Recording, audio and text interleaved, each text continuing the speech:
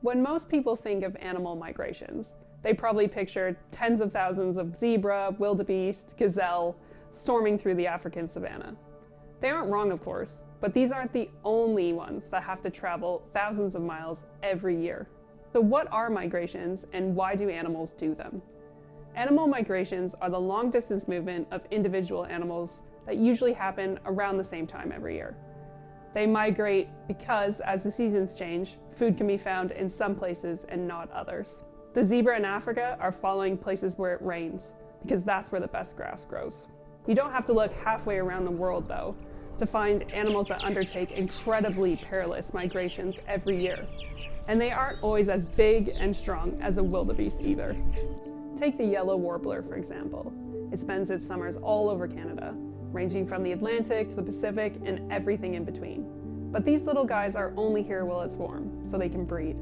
When it starts getting cold and all the insects die off, then they have to make the mind-blowing journey as far as the south of Peru and the Amazon rainforest. For a bird that only weighs 10 grams, I think it's worth breaking that long migration down a bit. So let's look at a little yellow warbler from Ontario. We'll call her Wanda. To reach her winter home, Wanda will have to go through lots of Ontario, all of Ohio, West Virginia, North Carolina, South Carolina, Georgia, Florida, across the Gulf to the Bahamas, Cuba, Jamaica, Colombia, and then into either Peru or the Brazilian Amazon. Even just looking at the distance on its own, Wanda's journey is an unreal undertaking, especially considering she weighs as much as a ketchup packet. So how is it possible for us to know how a single bird takes off from Canada and then ends up a month or two later in Brazil? That's where bird banding comes in. We're at Ruthven Park in southern Ontario, and we're here to go to the bird banding station to meet Brian, the master bander. Don't say that too fast.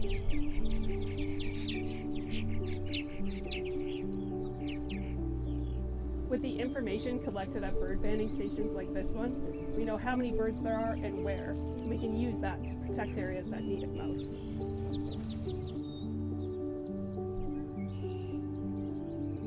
Hi, Brian. Oh, hi. Thanks for having us here today. Oh, no problem. Happy to have people visit us.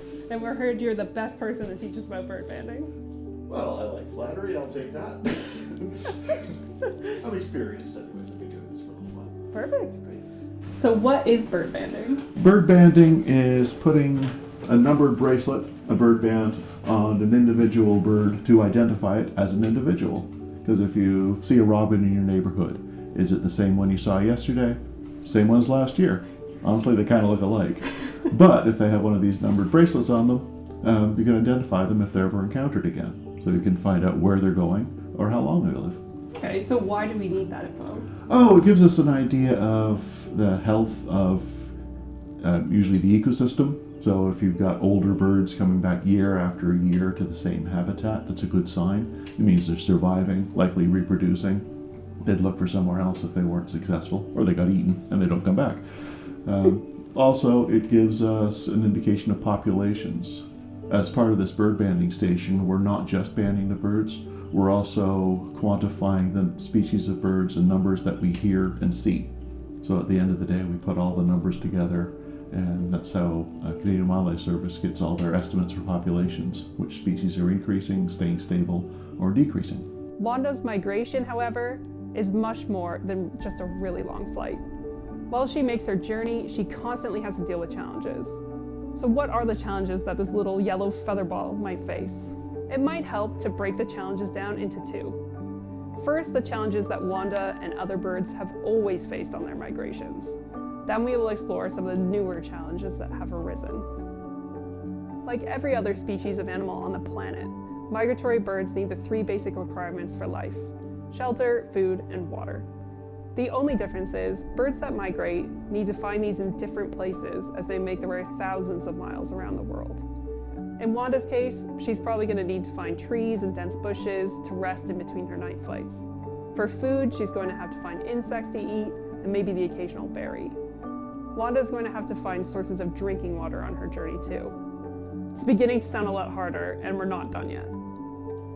Just like any other animal, Wanda will have to keep away from all of the species that want to make her lunch. Typical predators of yellow warblers are snakes, foxes, hawks, and owls. There's another predator Wanda will have to look out for, but we'll save that for the next section. So Wanda here's got an egg because she's very heavy for a yellow warbler. And she's flown all the way from Peru, and she's here in Canada for the summer because there's lots of bugs here. The final challenge all migratory birds have had to contend with for millions of years is the weather.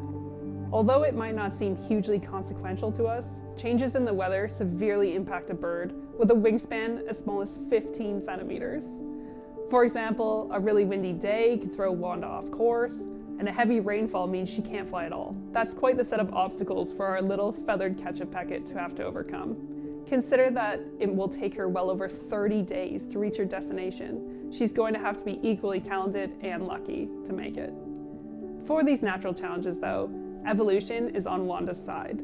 It's these very problems that every single one of Wanda's ancestors has adapted to. So now that we know the challenges that migratory birds have historically faced on their great journeys, what about the more recent ones? Human development over the past millennia has seen the natural environment change dramatically. It's estimated that our population has increased from 275 million in the year 1000 to about 8.2 billion today. That's an increase of nearly 3,000%. It should come as no surprise then that the world around us has changed substantially and introduced a whole new set of challenges for Wanda and other migratory birds. Millions of acres of potential shelter have been cut down and turned into housing, roads, agriculture. Not only does this mean Wanda's options to rest have decreased, but so too have the amount of insects for her to eat. Also gone are so many of the natural sources of fresh water.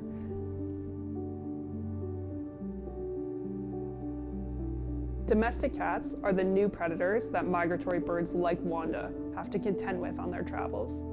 Yellow warblers have adapted to better avoid hawks, owls, and foxes, but not to the estimated 90 million cats in the Americas. This may sound difficult enough for Wanda, but there is also another equally deadly and almost invisible threat. 1 billion birds a year die from hitting windows in the US alone. And night migrators, such as Wanda, are especially vulnerable. Office buildings on migration routes frequently leave their lights on, which to Wanda looks like an inviting open area to fly into. Unfortunately, clear glass windows aren't something Wanda's ancestors have adapted to deal with. These challenges have made birds like Wanda's migrations significantly harder. It's really important to remember that human expansion isn't somehow an evil thing. It's just something that happened. People were thinking about feeding their families and making places to live, not ways they could make life hard for yellow warblers. Humans of the past often weren't aware of the impact their decisions were having on the wider environment. Nowadays, people are much more aware of their impact though, so you might be asking yourself, what can I do to make Wanda's migration a little less difficult? Well, there are a lot of things we can do to help. The best part is, it's not even difficult or expensive. Planting a native tree or bush in your backyard is a place for Wanda to rest and find insects to eat. If you have a lawn, maybe consider letting it grow just a little longer before mowing it. There's plenty of insects for Wanda to eat in the grass. You may also put out a bird bath in your yard or on your balcony. There's a place for her to drink and clean herself. If you have an outdoor cat, can you put a bird-friendly collar on them? This will help alert our little yellow ketchup packet before she's caught. Finally, simply turning the lights off at nighttime or pulling the curtains can help birds understand that they shouldn't fly there. You could always go one step further and put bird tape on your window if it's prone to collisions. Doing even one of these things can help make the migration of Wanda and the billions of other birds that travel from North to South America and back much easier. While we have focused on the yellow warbler, specifically Wanda today, thousands of species of birds migrate from North to Central and South America and then back again. Some of the other birds that make incredible journeys include the tree swallow, which journey from Canada to Panama, or the purple martin that can travel from Canada all of the way to Paraguay. Migrations are truly remarkable feats of nature that so many species rely on every year to survive. I would thoroughly encourage anyone who is interested to find a local bird banding station near you to get hands-on with birds and aid conservation at the same time. So if you can't go bird banding, you can always use apps like iNaturalist or eBird next time you're out for a walk.